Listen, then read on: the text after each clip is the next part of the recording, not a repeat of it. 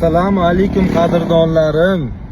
Bugun mana biz xudo xolasa Quvasoyda eng ko'zi ko'ringan yigitini Bo'ydali safidan badara qilgani kelganmizda. Ukajonim, hayajon qalay? Bora va to'g'risini ayting. Ha, uylanayotgan hammada bo'ladi. 10 yillar birga yurgan hali kelin-kuydan hayajon bo'ladi baribir. Bu tabiiy hol. Eng mazali joyi ham shunda-da.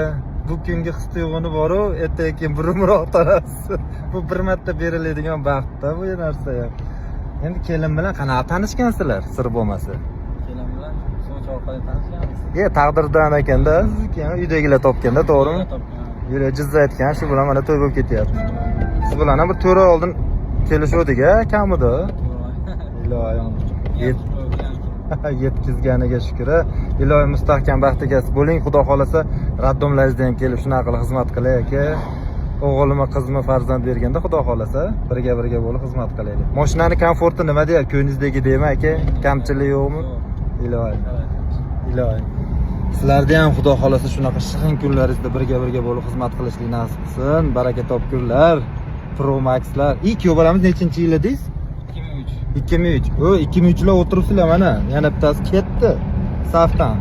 Qizlarga ham xushyorlikni berib beraylik. Bolalar kamayib ketyapti. Hadi qisqam do'rmaylik. Bolalar ham kam, yaxshi bolalar, tushundilarmi? Hop, assalomu alaykum. Bugun 1-aprel yolg'onchilar kuni, men ish qilib kelyapman. Bu Quvaga keldim. Hozir Quvada Allohchilar yo'q, hammasi halol bolalar. Hozir bitta kelsam 1-aprel hazillashdik, ketavering aka desa nima bo'ladi? Endi o'ylabman. 1-aprel hali hamma bir-birini aldaydi-yu. Kuzatib olinglarchi, boraveraychi. Agar 1-aprel Quvadan to'yini qo'ygan bo'lsam aldashmagan bo'ladi. Qani, Xudodan Xudo saqlasin. Assalomu alaykum. Hurmatli qadrdonlar, Srochni yangi qaror. Diqqat, hammani diqqatiga. Hushyor bo'lish kerak. Yangi qaror kelibdi. Hozirgi kunda ko'cha-ko'yda sang'ib yurgan, uylanish arafasida bo'lgan barcha bo'ydoqlar bitta tutilsin. Har bittasini uylanish chora-tadbirlari ko'rilsin.